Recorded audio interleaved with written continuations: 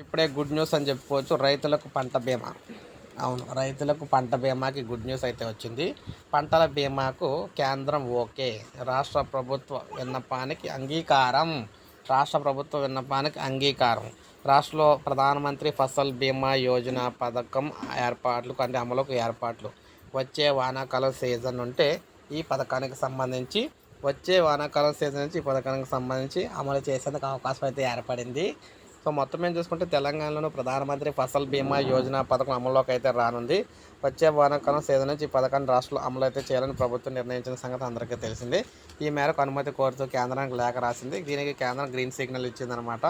So ఈ వ్యవసాయ శాఖ వర్గాలు అయితే తెలిపాయి. వచ్చే సీజన్ నుంచి అమలు చేయాలంటే తక్షణం పథకాన్ని అమలు చేసి కంపెనీలకు టెండర్ల ద్వారా ఆహ్వానించాలని, దీనికి నోటిఫికేషన్ జారీ చేయాలని అయితే ఎన్నికల కోడ్ అమల్లో ఉన్నందున ఇప్పుడు టెండర్ నోటిఫికేషన్ ఇవ్వాలంటే ఎన్నికల కమిషన్ అనుమతి అయితే తప్పనిసరి అనమాట.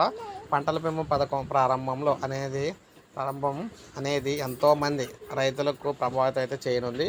సో మొత్తం మీద చూసుకున్నట్లయితే ఈ విధంగా రైతులకు సంబంధించి పంటల బీమా పథకం అయితే అమలు కాబోతుంది అనమాట తెలంగాణలో. ఇప్పుడే మనకు అప్డేట్ వచ్చింది. ఒక లైక్ చేయండి, సబ్స్క్రైబ్ చేసుకోబోతుంది. మన ఛానల్ సబ్స్క్రైబ్ చేసుకొని ఫాలో